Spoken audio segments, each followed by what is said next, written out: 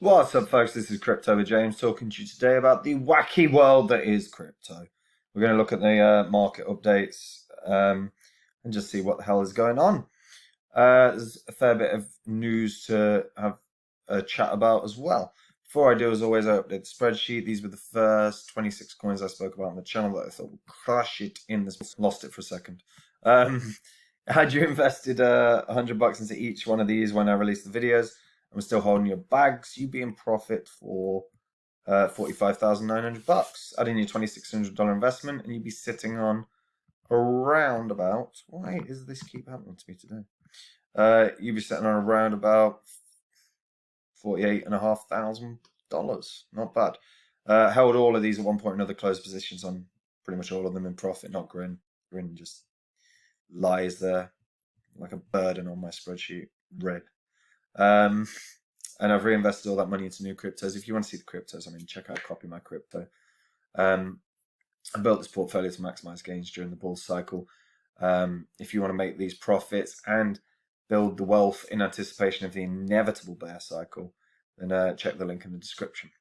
Because trust me when I say this, the biggest wealth gaining opportunity will be when the bear cycle hits. So the more money you've got before that, the better. Right. So Bitcoin actually rallied like mad last night. It ramped up to like $51,500, peaking at around $51,800. It's since retraced. Now we're on a declining. If we actually zoom out for a sec, we're at this point where last night we broke out of sort of the descending pattern that we're in. So we're going to see what happens today. I'm hoping that we do see Bitcoin, that this line becomes a line of support now, now that we've broken through the downtrend. But we'll see. It's pretty much bang on the line right now. So bouncing a bit. So for that to hold a support, the coin or Bitcoin itself should rally. If that does, obviously the altcoins will. But if we take a look at any altcoin right now, I mean, in the last, I think it's 3 hours, we've seen real retracements. Bitcoin on the last 2 hours has retraced quite a bit. If you take a look at any altcoin, so we'll pick Ethereum, that has retraced dramatically. I mean, that's across 3 hours now. And it's true of all cryptos at the moment. The last few hours they've just all bled a little bit. XRP there again, bit of a bleed. Pick out even Shiba, right? Which I'm going to talk about shortly. But Shiba, not so much. Shiba Inu, is that Shiba Inu? Shiba Inu USDT. Let's have a look. No, Shiba is one of the few that felt fairly solid. And I will talk about that one. But yeah, you can pick out literally any coin, but Theta, USDT. And if you're in the alts, there you go. If you're in the alts, you've got to remember that this is part and parcel of the game, particularly when you're seeing Bitcoin retrace, and the alts are going to do it far more significantly. But like I said, we'll see what Bitcoin does in terms of if that line can become a line of support, then we should be all right. But it's just it's holding reasonably steady at that line. So maybe it has become a line of support, but we will see as the day moves on. So,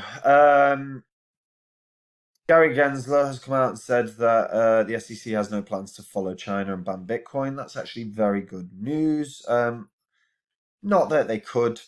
Fundamentally, I think he must have seen what every one of us saw, which is a huge uptake in DEXs as a result of the China ban. It's not that the Chinese citizens stopped using crypto, it's that they moved to decentralized exchanges.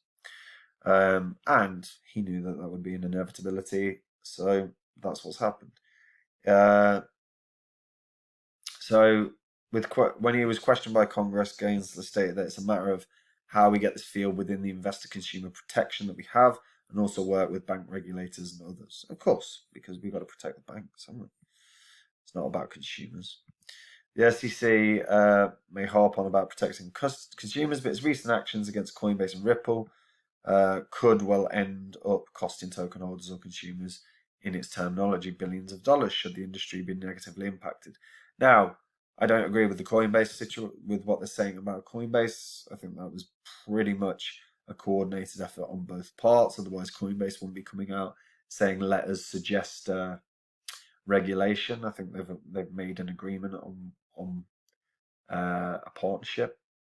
The Ripple thing is true, but I think we're seeing that Ripple, I think, is going to rally very, very well. I think this SEC case is on its arse, to be honest, and I think it's a matter of time. And he still reiterated his nonsense statement about stablecoins being like poker chips. Now, in other news, actually, let's talk about Ken Griffin. So he's called crypto a jihadist call against the greenback. This is unnecessarily strong language, and yeah, it's a guy that is the founder of Citadel, which is obviously a massive company. And he said it's a jihadist call that we don't believe in the dollar. Now, it's not that, I don't think it's that people don't believe in the dollar, but you've got to accept the reality of the economic situation. You're a hedge fund manager, it's your job. Guess what? Your inflation's a joke. Your money printing's been insane. The dollar's weakening. We've seen it. Look at the chart of a dollar. In fact, let's get it up. Let's get a chart of a dollar versus the pound. GBP USD. Great British Pound versus dollar. This is the daily. So if we zoom out, this is the last year. So from 2020, the dollar at one point, when it was its strongest, £1 was the equivalent to $1, like 14 cents. Now, $1.35. It has recovered a little bit, but that is not a good state of affairs for the dollar. It's weakened dramatically. Yeah, it's not. So you can. It's not that people are necessarily going, "Oh, I hate the dollar." It's that people are realizing that there's a problem there. And it's, to be honest, it's a guy that should be smarter and be able to, rather than use unnecessary language. It's a guy that should at least acknowledge the reason behind the faith in crypto. And it's someone that's saying that sounds like he has no understanding of what blockchain technology can do to improve industries worldwide. Even Bank of America have come around to that. In other news, obviously, Bitcoin hit 50K, and Bank of America obviously said that it's just the sort of beginning for crypto, just in the first innings, as it were. But I covered that story yesterday, I believe, or the day before. But yeah, so Bank of America, while they've cautioned about obviously the risks within crypto, they do believe that digital assets could form an entirely new asset class. Bitcoin is important with a market value of 900 billion, but the digital ecosystem is much more. Our view is there could be more opportunity than skeptics expect. In the near future, you may use blockchain technology to unlock your phone, buy a stock, house, or fraction of a Ferrari, receive a dividend, borrow a loan, or save money, or even pay gas or pizza. Now, buying a stock or a house, skeptics have been talking about that skeptics have been disregarding blockchain for ages. Us in the space have been talking about this for a while. It's an inevitability that we're going to see blockchain technology used for mortgage contracts, and NFTs will probably be used for that sort of thing. The scope for the space is enormous, so it's good to see institutions talking about that. And the other news is Shiba Inu. Shiba Inu again. If we look at the 24-hour run, Shiba Inu up staggering amounts of money. And if we look at why, Elon Musk obviously had a little tweet, but Shiba Inu shot up around 45% on Monday, and once again the price jump is being attributed to Elon Musk. So yeah, what did he actually say? Oh, he tweeted a picture. So on Monday he tweeted a picture of the puppy with the caption "Flocky Frunk Puppy." How's this an adult? Anyway, but it shows how volatile crypto is when that can be attributed to a pump of like 60%.